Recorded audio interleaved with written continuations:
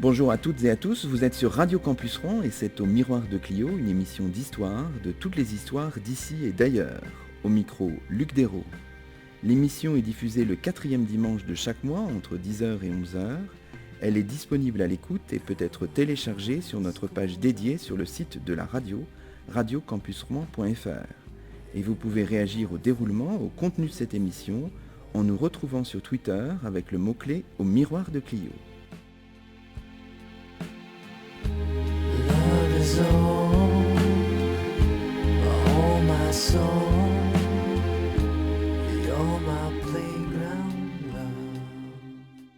Aujourd'hui, c'est le 6e numéro de la 4e saison d'Au Miroir de Clio, le premier de l'année 2017.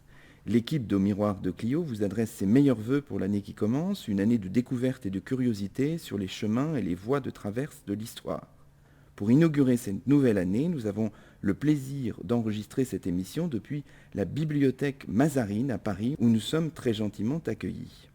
Nous parlons en effet d'une passionnante exposition qui se tient actuellement et jusqu'au 17 mars dans le cadre somptueux de la grande galerie de la bibliothèque Mazarine.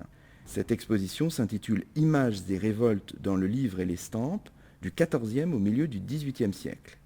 Et nous avons la chance de recevoir à notre micro Tiffaine Gomy, archiviste paléographe, docteur en histoire moderne, élève conservateur du patrimoine et commissaire de l'exposition qui nous intéresse aujourd'hui. Bonjour à vous. Bonsoir. Bonsoir même, puisque nous enregistrons en soirée. Alors, on va revenir un peu sur la genèse de cette exposition, parce qu'on imagine bien qu'une exposition, ça prend du temps, ça ne se fait pas immédiatement. Et il y a une genèse particulière parce que cette exposition s'inscrit dans un programme particulier de recherche qui s'appelle le projet CURE, Culture des révoltes et des révolutions, un projet de l'Agence nationale de la recherche. En effet, ce projet, donc CURE, Culture des révoltes et des révolutions, financé donc avec les fonds de l'ANR, est un projet porté notamment par l'université de Caen et toute son équipe d'historiens, qui regroupe en son sein également des chercheurs d'autres universités, notamment l'université du Maine, l'université de Bretagne également. Et nous avons également des chercheurs associés étrangers, puisque ce projet CURE ne concerne pas que la France, mais concerne toute l'Europe, voire au-delà, et ne concerne pas seulement une période en particulier, que ce soit le Moyen-Âge ou l'époque moderne, mais va donc du début du Moyen-Âge jusqu'à la Révolution. Donc l'ambition du projet, c'est vraiment de se centrer autour de la thématique des révoltes, des révolutions, c'est ça? Oui, alors c'est un sujet qui peut paraître déjà bien connu, mais on voit que c'est un sujet toujours actuel, qui se réactualise, et en particulier il nous semblait intéressant de le réétudier, y compris donc dans sa dimension ancienne, chronologiquement, par de nouvelles approches, et notamment une approche beaucoup plus sociale, en phase avec les nouveaux développements de l'histoire telle qu'on la connaît dans les universités aujourd'hui. Et donc le projet CURE s'articule en 6 grands ensembles. Une partie consacrée à la narration, une à la mémoire des révoltes et des révolutions, une autre aux espaces et aux lieux de la révolte, une sur les gestes et les comportements de la révolte, une avant-dernière sur la propagande et la communication des révoltes, et donc celle qui a donné lieu à cette exposition, l'iconographie des révoltes, une thématique qui n'avait pour l'instant jamais été traitée. D'accord. Alors, vous l'avez dit, c'est un thème qui paraît bien exploré par l'historiographie, mais vous avez choisi des angles d'attaque un petit peu nouveaux. Alors, est-ce qu'on pourrait présenter un petit peu l'historiographie en quelques mots des révoltes et des révolutions à l'époque moderne et même à la fin de la période médiévale? Alors, l'historiographie autour des révoltes et des révolutions commence très tôt, dès le 19e siècle, dès après la Révolution française.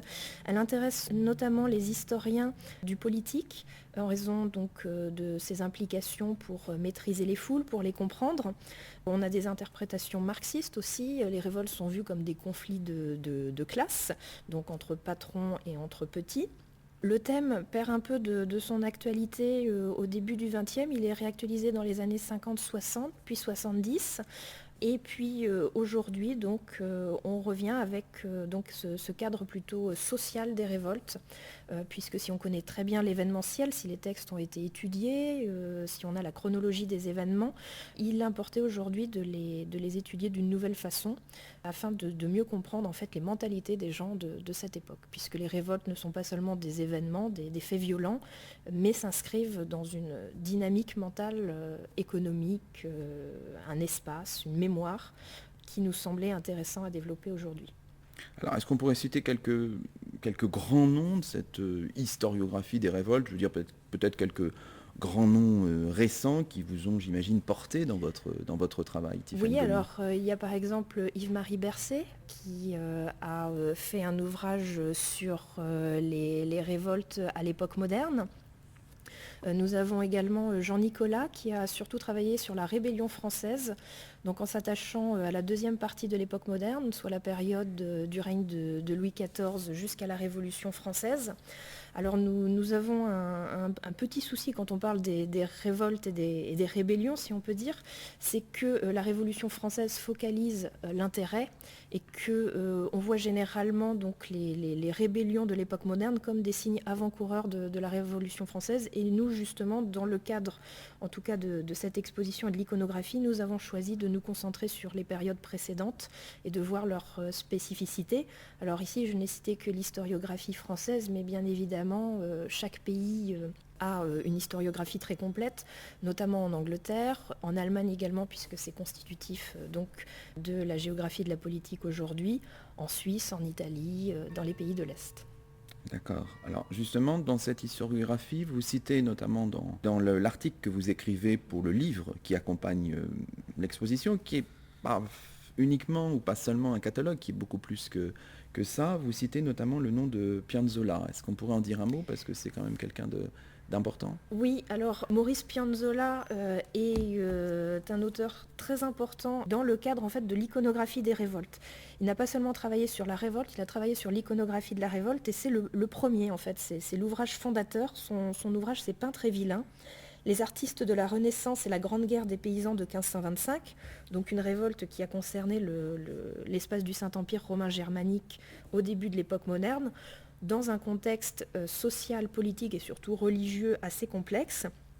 Et donc lui, en fait, a étudié les relations que les artistes de l'époque, les artistes allemands, ont eues avec les révoltés, soit en acceptant les thèses protestantes de l'époque et en soutenant donc le mouvement des révoltés, ce qu'on a appelé en fait le mouvement du Bundschuh, du nom du lacet en fait qui leur servait de signe de ralliement, soit dans le cadre où les artistes ont soutenu les autorités légitimes, les autorités catholiques, et ont donc participé à la glorification de la répression de ces paysans.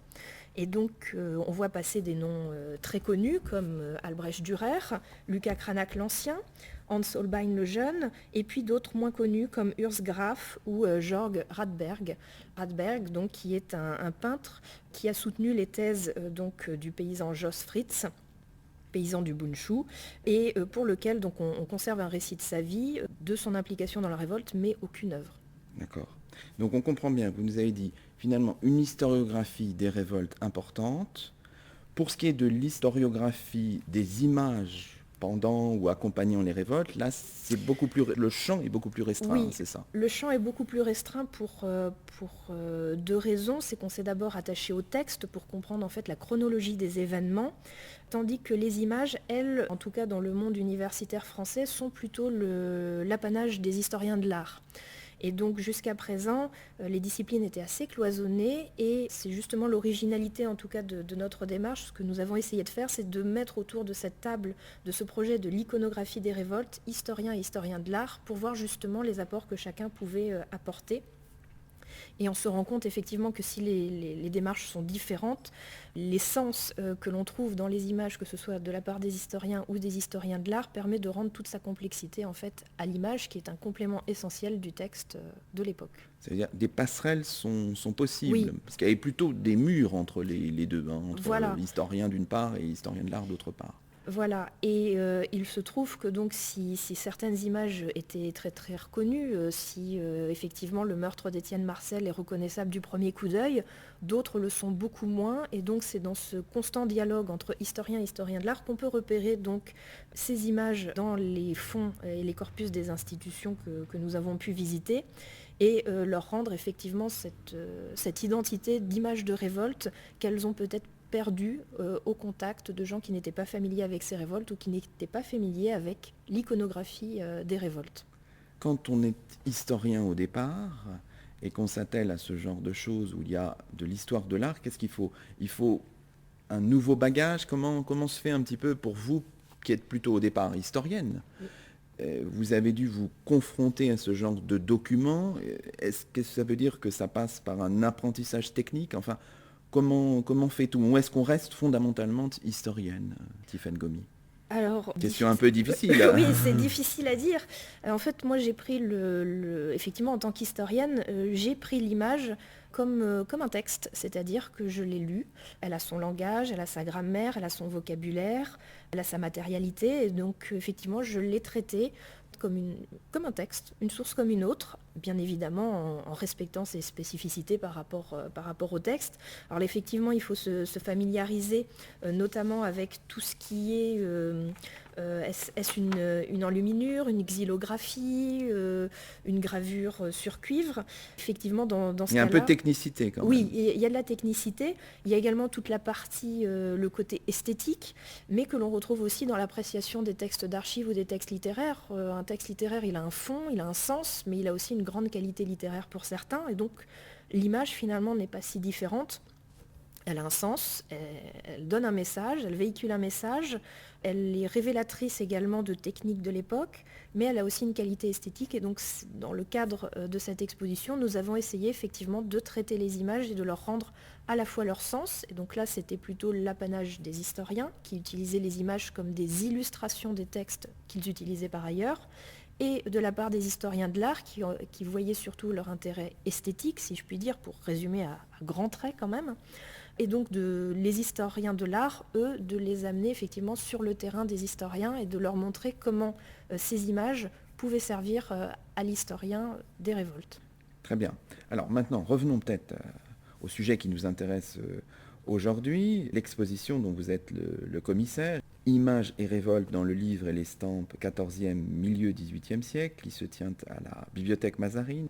Alors au départ, votre mission à l'origine de l'exposition et du livre qui l'accompagne, quelle était-elle exactement, Tiffaine Gomis? Alors quand j'ai été recrutée en septembre 2016, septembre 2015, pardon.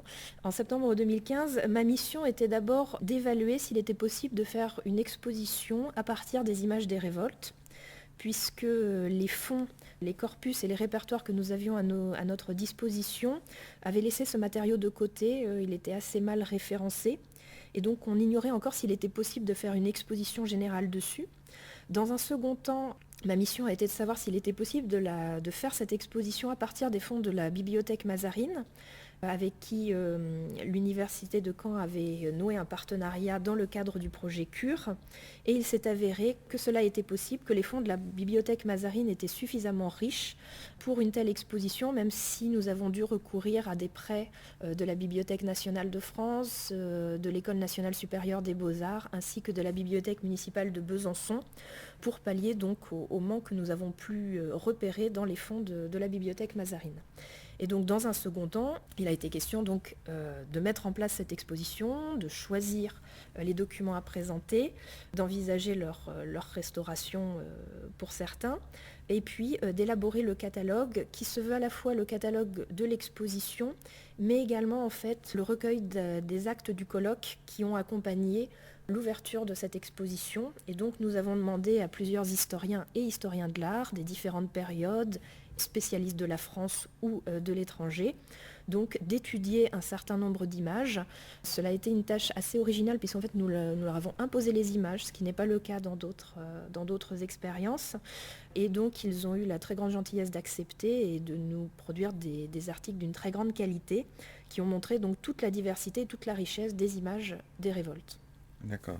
Vous disiez, la bibliothèque Mazarine est riche pour votre sujet. Alors on pourrait peut-être présenter un petit peu rapidement les collections et l'histoire un peu de la bibliothèque Mazarine, parce que cette histoire explique aussi la richesse dans les domaines qui vous intéressent. Oui, effectivement, la bibliothèque Mazarine est liée aux révoltes doublement. Alors, il faut savoir dans un premier temps que c'est la plus vieille bibliothèque de France. Elle a été ouverte dès 1643. Alors, à cette époque, c'était à une minorité de chercheurs. Elle trouve son origine dans les collections du cardinal Mazarin, d'où elle tire son nom. Alors Mazarin était un bibliophile et surtout un homme politique, et il a été particulièrement mis à mal pendant l'épisode révolte de la Fronde. Ses ouvrages ont été saisis à cette occasion, sa collection a été dispersée, elle a été reconstituée par la suite avec son bibliothécaire François de la Poterie, et à sa mort, il a choisi de léguer ses collections au Collège des Quatre Nations, dont il était le patron, et elles se sont sans cesse enrichies afin de servir aux élèves. Et quand, à la Révolution française, le collège et l'Académie française, qui étaient dans le même bâtiment, ont été supprimés, la bibliothèque, elle, qui avait une vocation publique, est restée, n'a pas été dispersée, et au contraire, elle a eu la chance de s'enrichir une nouvelle fois des dépouilles des biens confisqués aux communautés supprimées, aux nobles et aux émigrés. Et donc il faut savoir que les manuscrits qui forment aujourd'hui sa collection de manuscrits sont ceux qui ont été acquis à cette époque révolutionnaire, car ceux de Mazarin ont été échangés à la demande du roi pour la bibliothèque du roi en 1668. Enfin, en 1945, elle a été rattachée à l'Institut, donc elle fait désormais partie de l'Institut. Elle conserve son caractère de bibliothèque publique, elle est ouverte du lundi au vendredi, sans condition de recherche, donc ouverte à tous à partir de 18 ans. Et elle continue à s'enrichir de livres anciens, mais surtout de livres contemporains relatifs aux sciences humaines, à l'histoire, à la littérature, ainsi que de fonds de chercheurs. Donc il y a désormais des fonds sur l'Afrique, sur les Caraïbes. Et donc parmi les dernières acquisitions récentes, en relation avec les révoltes, il a été acheté 7 volumes de Mazarinades qui enrichissent son fonds très riche déjà de Mazarinades, puisqu'il y a 25 000 Mazarinades à la bibliothèque Mazarine, le plus riche fonds du monde. On va peut-être dire un mot sur ce Oui. que veut dire ce terme de Mazarinade, qui n'est pas forcément connu de nos auditeurs. Alors les Mazarinades, comme la bibliothèque Mazarine tire leur nom de Mazarin, ce sont des libelles satiriques qui ont été produits donc, au moment de la Fronde, entre 1649 et 1653, contre Mazarin et sa politique pro-espagnole, pro-italienne. Alors la Fronde est un mouvement un peu compliqué puisque c'est un large mouvement de contestation qui secoue tout le royaume de France à cette époque. C'est un mouvement qui est à la fois parlementaire, nobiliaire et populaire, à différents degrés. Alors, il y a une exposition qui vient de se finir au musée de Chantilly à propos du prince de Condé. Donc le prince de Condé était un des personnages clés de cette fronde. Donc il s'est opposé à Mazarin dans un second temps de la fronde. Et donc à cette occasion, Mazarin a fait collecter, à défaut de collectionner, la plupart de ces libelles. Alors ça avait 2 finalités, en empêcher vainement la diffusion et puis surtout pouvoir organiser une contre-propagande. Et donc sur ces 25 000 Mazarinades, on a 5 000 exemplaires originaux, on a plusieurs exemplaires donc, qui forment nos 25 000 en tout, et puis donc, on continue de les étudier et de les enrichir. Elles ont fait l'objet d'une exposition et d'un colloque en 2015. Précisons aussi que ces Mazarinades comprennent parfois des images. Enfin. Oui. Alors, elles comprennent des images, mais en assez petit nombre. Comme ce sont des libelles satiriques, alors ils ont été imprimés à Paris, à Lyon, à Bordeaux, à Orléans, en différents endroits. Elles ont été produites en très grand nombre, très rapidement, avec peu de moyens. Et donc quand elles comportent des images, ce sont surtout des bois, des images sur bois, des xylographies, qui peuvent être inédites, mais surtout qui sont réutilisées d'autres ouvrages. D'accord. Et donc nous avons des portraits des protagonistes, de Mazarin, de son père, nous avons aussi également des portraits de Nostradamus. Je ne sais pas pourquoi il est là, mais il y a des portraits de Nostradamus. Nous avons également des médailles gravées, des monnaies antiques qui ont été gravées et qui se retrouvent en page de titre de ces Mazarinades. Et puis nous avons quelques placards qui sont présentés dans l'exposition et qui là présentent des compositions beaucoup plus élaborées et beaucoup plus originales, donc puisque très fortement liées et réalisées à cette occasion de la Fronde. Bon, bah écoutez, très bien, Tiffaine Gomis. Ce que je vous propose, c'est de marquer une première pause musicale dans cette émission avant de se retrouver pour parler de l'exposition qui se tient en ce moment à la bibliothèque Mazarine et qui s'intitule « Images et révolte dans le livre et l'estampe du XIVe au milieu du XVIIIe siècle. A tout de suite sur Radio Campus Rouen. Bourvilles et villages d'Oxin. Vous écoutez Au Miroir de Clio, l'émission d'histoire de Radio Campus Rouen, et nous sommes toujours en compagnie de Tiffaine Gomy, archiviste paléographe, docteur en histoire moderne, élève conservateur du patrimoine, commissaire de l'exposition qui se tient en ce moment à la bibliothèque Mazarine, une exposition intitulée Images et révolte dans le livre et l'estampe du XIVe au milieu du XVIIIe siècle. Alors Tiffaine Gomy, on a présenté un peu la genèse de votre travail, la genèse de cette exposition. Alors expliquons un peu peut-être la méthodologie de l'enquête. Vous étiez à la recherche des images des révoltes. Alors comment fait-on? Parce qu'il y a ici des milliers et des milliers de titres. Alors évidemment on imagine qu'une partie du catalogue est connue sous forme informatisée, mais peut-être pas la totalité. Alors en effet, le catalogue informatisé est déjà très riche, mais il n'est pas exhaustif pour les fonds de la Mazarine. Nous avons commencé par étudier donc ce qui était informatisé, par repérer en fait par des mots-clés les ouvrages susceptibles de contenir des illustrations. Et puis, dans un second temps, je l'ai complété en allant fouiller, puisque c'est le terme, si je puis dire, fouiller, dépouiller les registres du 19e siècle, qui n'ont pas encore été rétro-convertis totalement et versés dans l'inventaire en ligne. J'ai trouvé quelques ouvrages supplémentaires, donc ça faisait un ensemble d'environ 1500 à 2000 ouvrages pouvant potentiellement contenir des images de révolte. Et puis ensuite, je suis allée les regarder effectivement dans les magasins et en salle de lecture. Et j'ai fait donc la même chose, quoique de manière moins exhaustive, dans les fonds de la Bibliothèque nationale de France, au département des Estampes, pour des images ici isolées, sorties de leur contexte. Je l'ai également réalisé à la Bibliothèque Sainte-Geneviève, donc à Paris, qui contient également des fonds très riches. Et puis de façon plus sélective en raison du manque de temps, puisque nous n'avons eu qu'un an pour sélectionner, réfléchir, monter l'exposition, ce qui est quelque chose de très court. Et donc je l'ai fait de façon sélective également dans les inventaires en ligne, notamment les bases de données relatives aux manuscrits. Cela concerne ceux de la Bibliothèque nationale de France ou donc des bibliothèques municipales. Et donc c'est comme ça que nous avons pu trouver ces deux merveilleux manuscrits que nous a prêtés la bibliothèque municipale de Besançon, qui donc nous permettaient de pallier en fait à un manque qui s'est avéré très, très curieux. C'est-à-dire que malgré ces riches collections de manuscrits, la bibliothèque Mazarine n'avait pas dans ses fonds de chroniques de Froissart, par exemple, illustrées d'images de révolte. Et donc, pour éviter de n'avoir aucune image pour ces périodes pourtant très riches, nous avons eu la chance de pouvoir profiter de près donc, de la BNF et de Besançon. Ah, très bien. Donc, ce qui vous intéresse, qu'on soit bien d'accord là-dessus, ce sont des productions graphiques, enluminures et gravures insérées dans un livre ou isolées. Alors là, peut-être pour nos auditeurs, il faudrait faire un point de vocabulaire, sur la notion d'enluminure peut-être, mais surtout sur la notion de gravure. Hein. Le terme de gravure est un mot faussement simple et oui, certainement beaucoup plus complexe qu'il n'y paraît. Oui, alors je vais effectivement revenir un tout petit peu sur le fait que nous nous sommes restreints aux productions graphiques. Des images des révoltes, nous en avons également sur d'autres supports. Nous avons des tapisseries, nous avons des médailles, nous avons des céramiques. Il y a évidemment des exemples architecturaux, sculpturaux.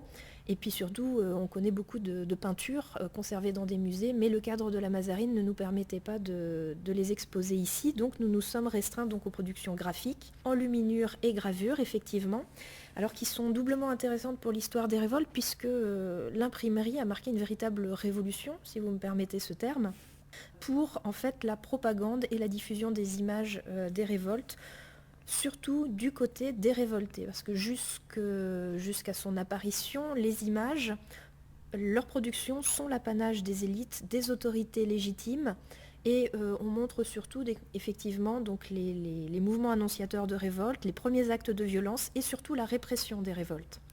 Et quand on arrive au XVIe siècle, le mouvement protestant s'empare de l'imprimerie, a des sympathies dans le monde intellectuel, dans le monde des imprimeurs, dans le monde des artistes et des écrivains.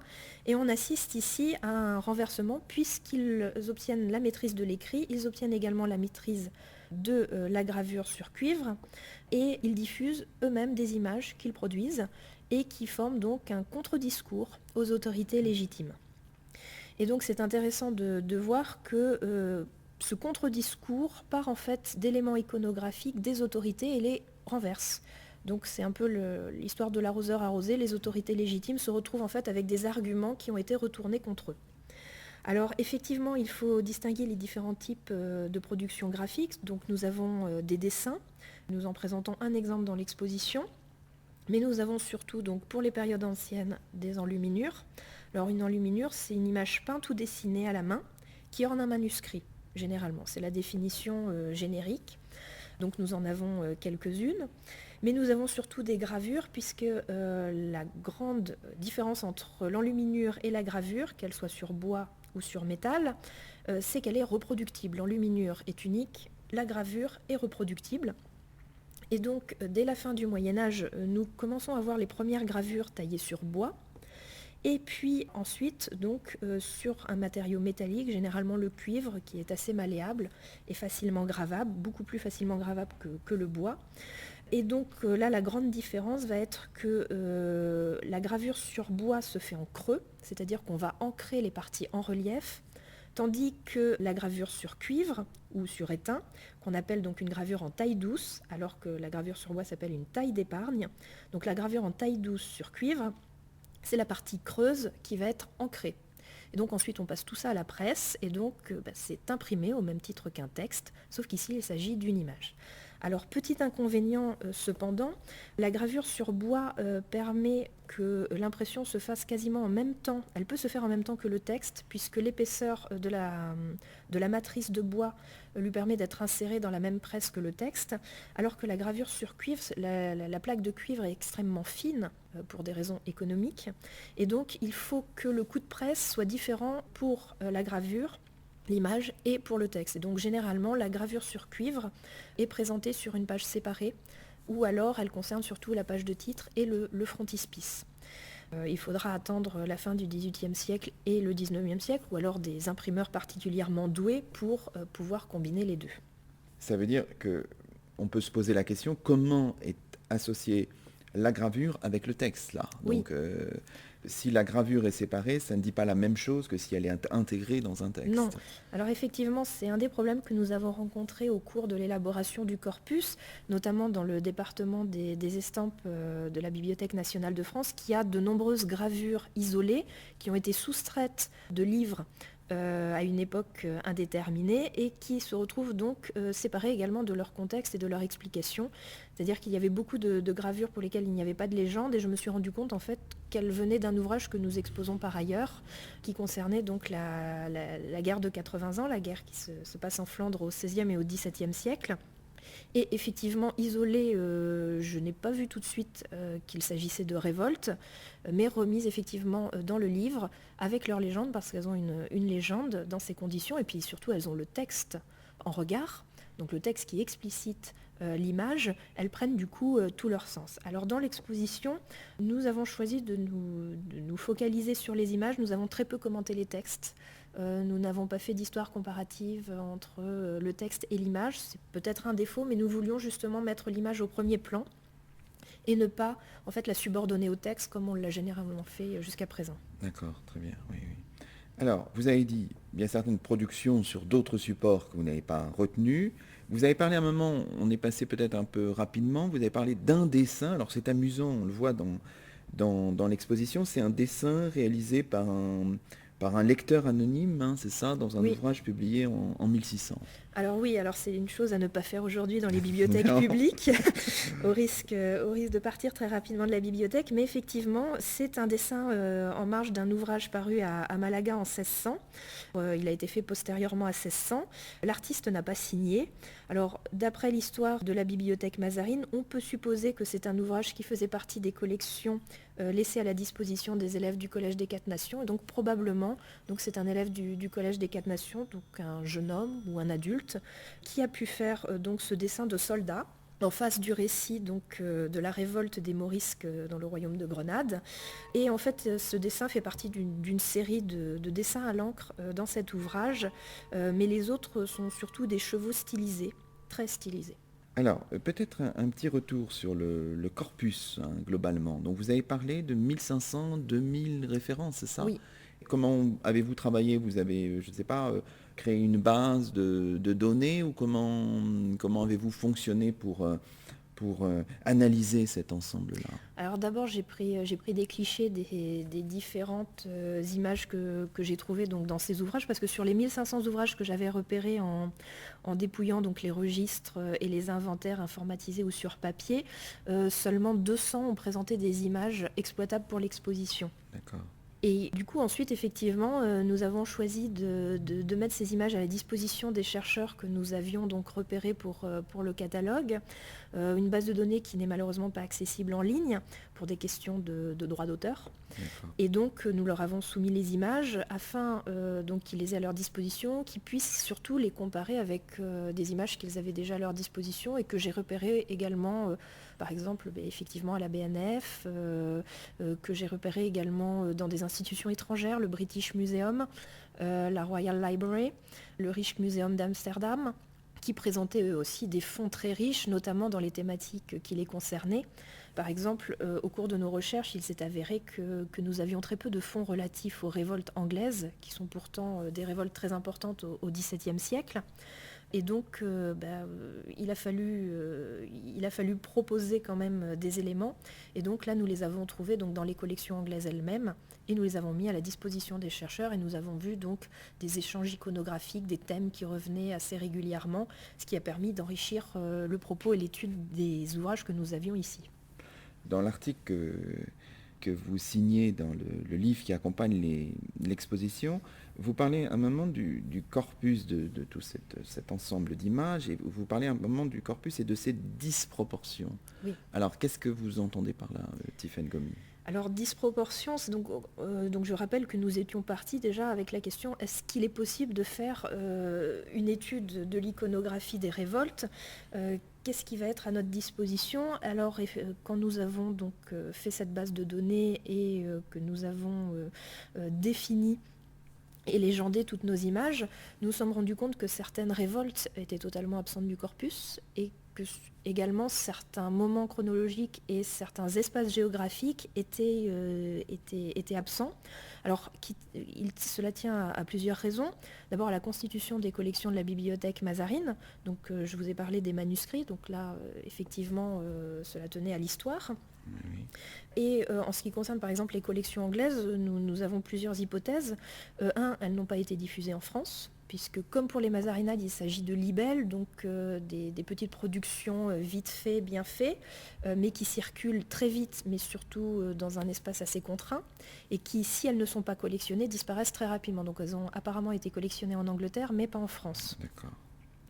Nous nous sommes également rendus compte que nous avions très peu de choses sur l'Europe de l'Est, parce que ici, la France n'avait pas d'intérêt politique majeur et donc nous n'avons pas de grandes collections sur cette question, à la différence des pays flamands, de la Flandre, donc de ce qui va donner les Pays-Bas et la Belgique aujourd'hui, où là, le roi de France avait des prétentions et donc a suivi avec attention donc, les révoltes à la fois au XIVe siècle et puis au XVIe et au XVIIe siècle. Bon, écoutez, très bien. Je crois qu'on a vraiment bien compris votre méthodologie. Donc, on va marquer, je vous le propose, une deuxième pause dans cette émission avant de présenter quelques images et de donner leur épaisseur, leur contexte. Si vendeuses de poissons ont composé la chanson, Vous écoutez Au Miroir de Clio, l'émission d'histoire de Radio Campus Rouen, et nous sommes toujours en compagnie de Tiffaine Gomis, archiviste paléographe, docteur en histoire moderne, commissaire de l'exposition qui nous intéresse aujourd'hui, qui se tient à la bibliothèque Mazarine, une exposition intitulée Images et révoltes dans le livre et l'estampe, 14e, milieu 18e siècle. Alors, Tiffaine Gomis, on a expliqué la genèse de l'exposition. On est revenu assez longuement, mais ça compte, c'est important, sur la méthodologie de votre enquête qui a débouché sur cette exposition et sur un livre tout à fait passionnant qui l'accompagne, qui est publié aux éditions de la Bibliothèque Mazarine et aux éditions des Cendres, qui est paru il y a à peu près un mois, je crois, qui est tout récent, avec une quinzaine d'auteurs, c'est ça Oui. Un ouvrage très richement illustré et puis très dense, tout à fait passionnant sur ces révoltes et leurs images pendant l'époque médiévale et pendant la période moderne. Alors, ce qu'on peut faire maintenant, peut-être, pour un peu terminer cette émission en longueur, c'est revenir sur quelques-unes de ces images. Alors, j'avais pensé d'abord qu'on pourrait revenir sur une image qui ne figure pas dans l'exposition, mais qui est montrée dans le catalogue ou dans le livre qui l'accompagne. C'est la mort d'Étienne Marcel, un épisode de 1358 qui est représenté dans les chroniques de Jean Froissart, un superbe manuscrit exécuté à Bruges, me semble-t-il. C'est la représentation du meurtre d'Étienne Marcel la plus connue. Donc Étienne Marcel, prévôt des marchands de Paris, au moment donc, des troubles qui la secouent, quand le roi de France donc, est emprisonné en Angleterre, et qui s'oppose au dauphin et régent du royaume, donc le futur Charles V, et tente de lui extorquer, si vous me permettez l'expression, des avantages fiscaux, et surtout une mainmise des États généraux sur la politique fiscale du roi, ce qui impliquait donc de mettre la royauté sous tutelle. Alors malheureusement, il échoue, ses partisans se retournent contre lui, et donc c'est ce que montre cette enluminure. Donc on le voit juché en haut de la Bastille Saint-Antoine, selon le récit de sa mort, et il s'apprête donc à être frappé à mort par ses anciens alliés, qui vont ensuite précipiter son corps donc en bas de la Bastille Saint-Antoine. Alors ces deux camarades sont déjà tombés ou sont en train de tomber. C'est ça qui est saisissant d'ailleurs. Oui, ça c'est frappe, qu'on montre l'action dans sa continuité. Il faut savoir que les images d'Étienne Marcel sont finalement assez rares. Dès cette époque, on privilégie deux épisodes.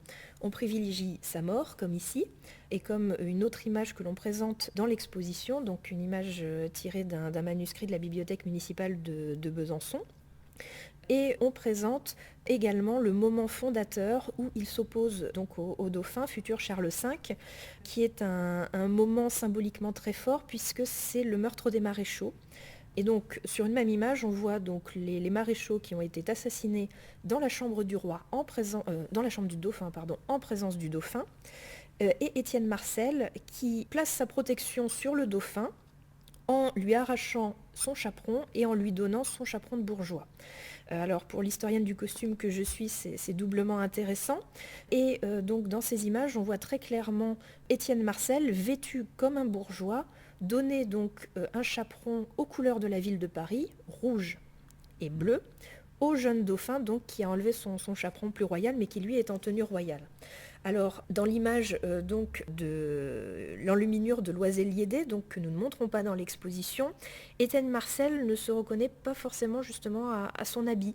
Il a un habit riche mais il n'a pas l'habit mi-parti rouge et bleu par lequel on le représente de façon assez conventionnelle. Et il faut savoir donc que l'image d'Étienne Marcel disparaît très rapidement des livres d'histoire. L'image, pas dans les textes.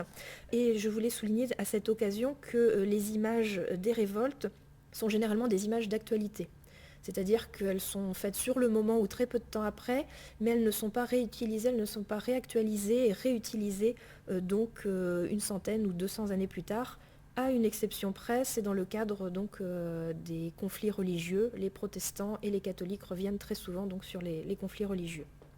D'accord, alors ça fait une excellente transition, si j'ose dire, avec la deuxième image qu'on souhaitait présenter Dans ce premier thème, en fait, autour des images de mort, de violence, évidemment, vous l'avez dit, la période des guerres de religion a généré un certain nombre de massacres, et on les voit, pour certains d'entre eux, représentés. Et là, nous avons sous les yeux, si j'ose dire, on fait un exercice radiophonique un peu périlleux, là, mais bon, on va aller jusqu'au bout de cette démarche. On a ici le massacre des protestants de Tours, un massacre qui a eu lieu en 1562, qui est vu par Jacques Tortorel et Jean-Jacques Périssin, Tiffaine Gomis. Oui, alors effectivement, les guerres de religion sont l'occasion d'une intense production d'images qui donne une large place aux scènes de violence. C'est un élément que l'on retrouve dans divers épisodes avant et après. Mais là, effectivement, dans la série de Tortorel et Périssin, qu'a particulièrement étudié Philippe Bénédicte, donc cette série a été produite en 1569-1570, donc très peu de temps après les événements eux-mêmes.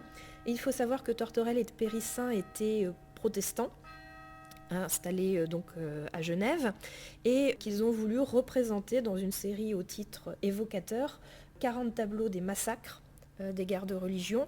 Donc ils voulaient vraiment représenter les exactions des catholiques à l'encontre donc de leurs corps légionnaires. Et donc effectivement la planche consacrée au massacre fait à Tours au mois de juillet 1562 est un peu un catalogue de quasiment toutes les morts qui peuvent exister. Donc nous avons des gens noyés, nous avons des gens précipités du pont, bon, certains se font tirer dessus au mousquet, d'autres en fait au centre de la composition en haut ont été placés dans une église et vont être brûlés vivants. Donc ça c'est un épisode qui a réellement existé. Sur la droite nous avons un personnage qui est attaché à un arbre et qu'on éviscère, donc il s'agit d'un bourgeois de la ville, un échevin de la ville, dont la rumeur disait qu'il avalait ses richesses et donc bien évidemment les catholiques ont voulu vérifier puisque les catholiques étant méchants, ils sont cupides et donc veulent récupérer les trésors des protestants. Alors nous avons également des poncifs, nous avons ces cadavres que se disputent des chiens et des corbeaux. Nous avons un autre type de poncif, c'est dans l'eau, nous voyons une jeune femme avec un enfant à côté, l'enfant lève la main et en fait il s'agit, selon le récit, d'une femme qui a accouché dans l'eau au moment de mourir et donc l'enfant cherche à vivre, mais malheureusement il ne va pas le faire et donc cela fait référence en fait à un tabou. C'est-à-dire on ne touche pas à une femme enceinte, qu'elle soit catholique ou protestante, mais en l'occurrence les catholiques n'ayant ni foi ni loi sont passés outre.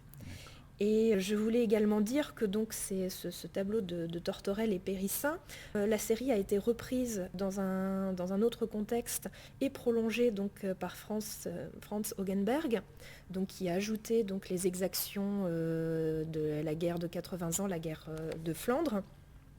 Et on peut également la mettre en rapport avec les images qui illustrent les récits de voyage, notamment en Amérique, puisque le XVIe siècle, c'est la découverte de l'Amérique et des premiers récits de voyage, où donc on assimile les protestants ou les catholiques, selon le camp auquel on appartient, aux exactions des sauvages. Alors, on comprend quand même la difficulté pour les historiens de travailler à partir de ces images, parce que j'imagine qu'une des tâches de l'historien, et je crois que c'est un petit peu aussi ce à quoi s'était attelé Philippe Bénédicte dans son ouvrage, c'est de relier l'image à un texte pour confirmer ou infirmer ce que nous dit l'image. Oui. C'est compliqué en fait, parce que évidemment là, on a synthétisé tout un tas de scènes effroyables, mais certaines n'ont pas eu lieu ou pas eu lieu comme ça, évidemment. Non. Effectivement, là, dans le massacre de Tours, on sait que l'échevin a été accroché à un arbre et éviscéré. On sait qu'un groupe de protestants a été installé dans une église du faubourg et brûlé vif. Effectivement, la femme enceinte qui accouche dans l'eau juste après avoir été exécutée, c'est plus du topos. Voilà, c'est ça. Mais en fait, cela se retrouve à différents degrés. Nous présentons également, tiré de la même série, la bataille de Moncontour, qui s'appuie sur des récits contemporains, mais qui présente également des petits détails, on va dire, des petits détails iconographiques pour combler l'image.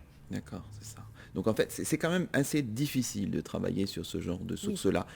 Mais même si c'est difficile, il ne faut pas balayer cette source en disant tout ça, ce sont des inventions. les images, elles ont aussi leur part de vérité. Oui, ici, donc, elles ont un intérêt historique puisqu'elles corroborent un texte, mais elles présentent aussi, je parlais de mentalité tout à l'heure, représenter donc cette femme enceinte, c'est représenter la mentalité des gens de l'époque. Donc effectivement, il faut toujours travailler avec la réserve, mais comme on travaille pour les textes, il faut toujours, on ne prend pas argent comptant que ce soit un texte ou une image, mais effectivement, il faut la lire à plusieurs degrés, la critiquer de plusieurs façons, et effectivement voir ce qui est du domaine du réel, du réaliste, et ce qui est du domaine de l'imaginaire. Très bien. Alors, toujours dans notre première série en fait d'images autour de la mort, de la violence, des massacres, on peut peut-être présenter la décapitation de Charles Ier, donc, qui a eu lieu en 1649 à partir d'une gravure qui se trouve dans un ouvrage de Pierre Dumoulin, je crois, Tiphaine Gomis. Oui, alors en fait nous présentons deux versions de cette gravure. Nous ignorons pour l'instant quelle est la gravure qui a inspiré l'autre, puisque la seconde est attribuée à Mathieu Mérian dans un ouvrage de 1663, tandis que la première est anonyme. Mais elle reprend quand même de façon assez évidente les mêmes traits que celle de Mathieu Mérian. Donc pour l'instant, nous restons prudents sur l'auteur véritable et sur la diffusion de l'image. Et en fait, les deux images se distinguent uniquement par des tout petits détails. Dans le catalogue, c'est très visible. C'est par exemple le bras du bourreau qui tient la tête de Charles Ier, puisqu'on représente le moment juste après l'exécution. Donc dans la version de 1649, son bras est légèrement plus bas que dans la version de 1663. Il y a également moins d'hommes installés sur le faîte de Whitehall, qu'une simplification en 1663, donc dans la gravure attribuée à Mathieu Mérian, donc de la représentation du public. Alors c'est effectivement l'épisode que l'on représente le plus volontiers parce que ça a été un traumatisme. C'est quand même un roi qui a été condamné à mort par la justice après une révolution, et donc c'est un roi mis à mort avant Louis XVI, c'est leur révolution, leur grande révolution.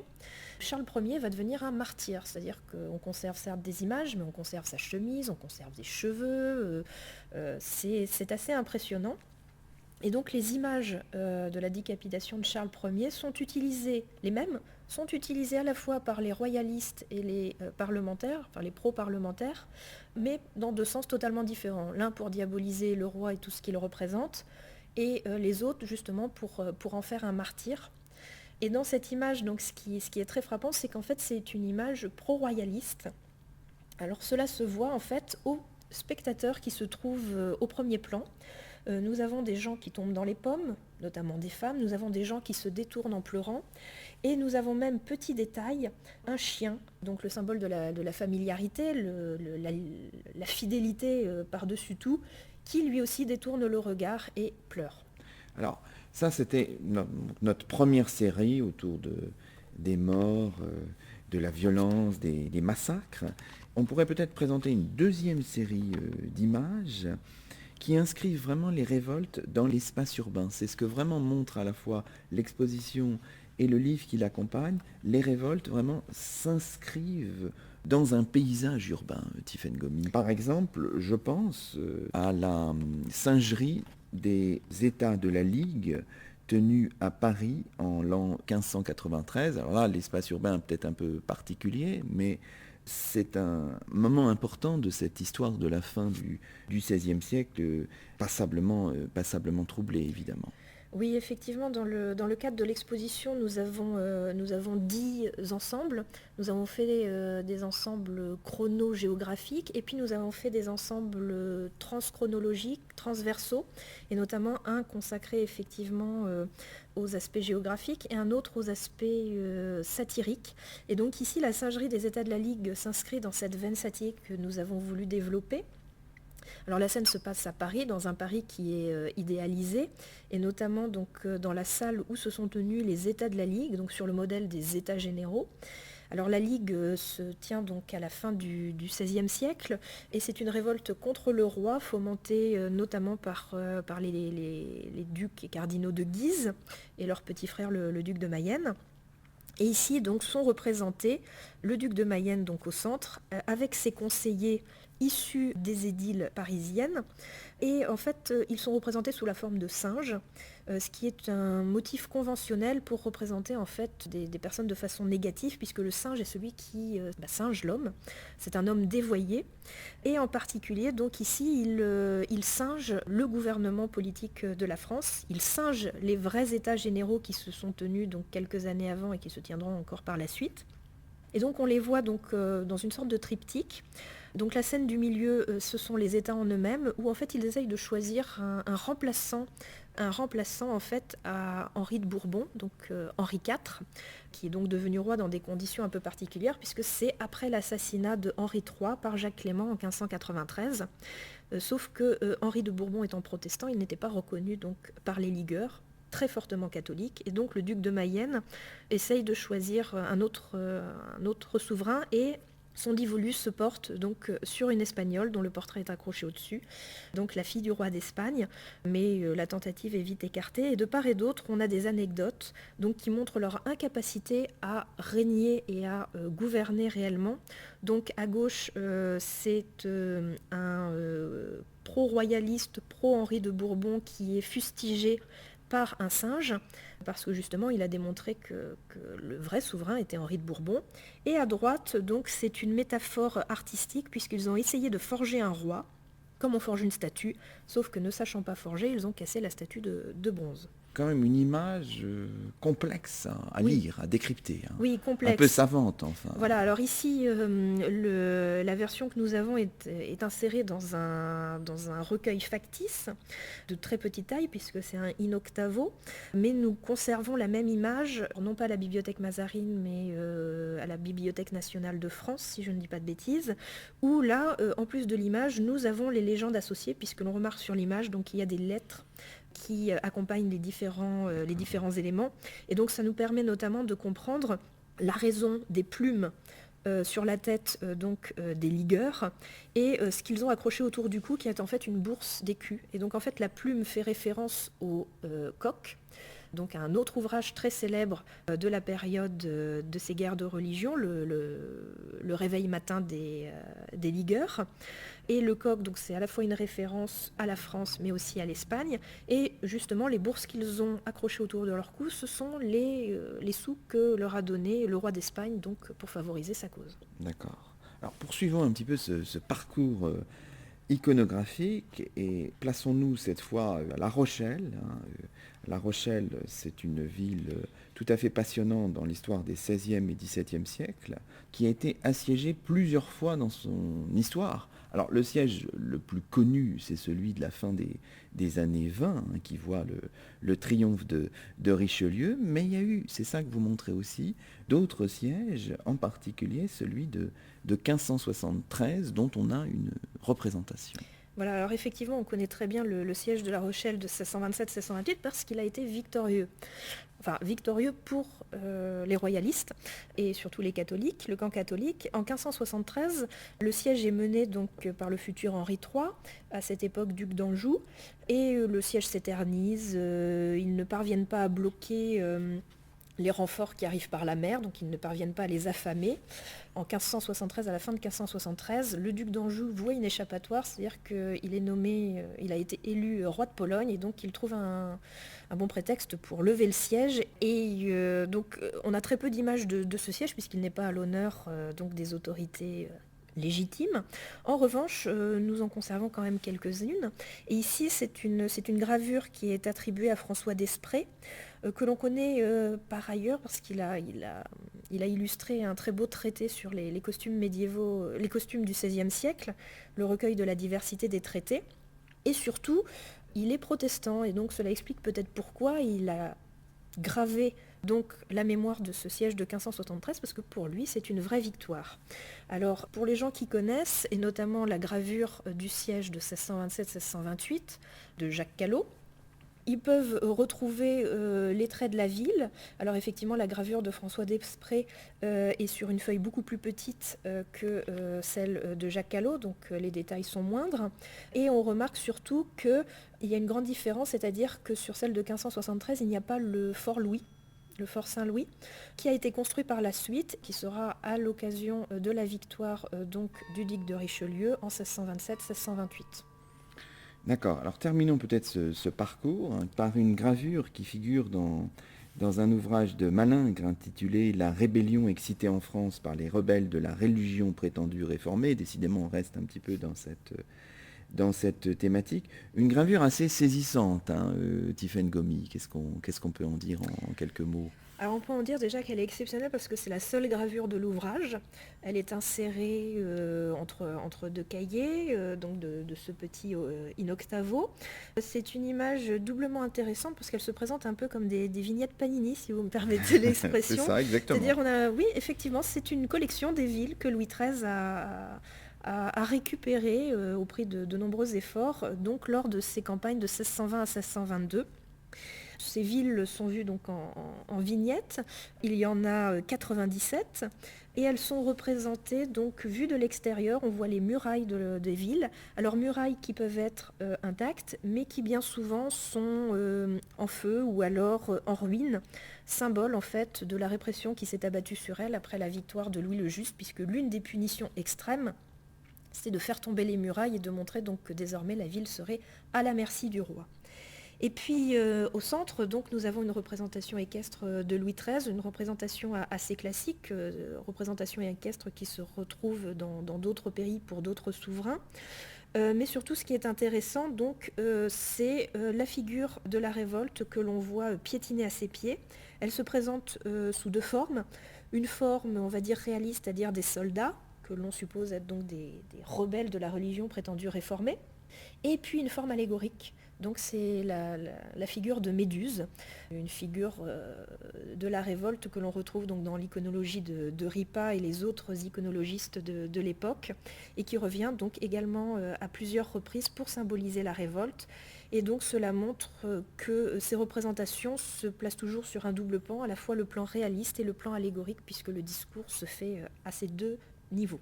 Bon, ben merci beaucoup. Peut-être quelques mots pour terminer. L'exposition court jusqu'à la mi-mars, c'est ça ? Voilà, jusqu'au 17 mars. Elle est ouverte dans les mêmes horaires que la bibliothèque Mazarine. Elle est surtout gratuite, donc de 10h à 18h, du lundi au vendredi. Donc elle a fait l'objet d'un catalogue d'exposition, donc aux éditions de la bibliothèque Mazarine et aux éditions des Cendres. Et il y a également donc en ligne, sur le site de la Mazarine, dans l'onglet bibliothèque et surtout exposition virtuelle, donc les différentes images que nous exposons avec les cartels de l'exposition pour ceux qui voudraient un amuse-bouche avant de se déplacer jusqu'ici. Merci beaucoup Tiphaine Gomis. C'est ainsi que se termine cette émission spéciale enregistrée depuis la bibliothèque Mazarine à Paris. Nous étions en compagnie de Tiphaine Gomis, archiviste paléographe, docteur en histoire moderne, élève conservateur du patrimoine et commissaire de l'exposition qui se tient à la bibliothèque en ce moment et jusqu'à la mi-mars, exposition intitulée « Images et révoltes dans le livre et les stampes du XIVe au milieu du XVIIIe siècle ». Vous l'avez compris, au Miroir de Clio vous recommande chaudement d'y venir jeter un regard. On se retrouve très vite sur Radio Campus Rouen. Belle année à vous, à très bientôt.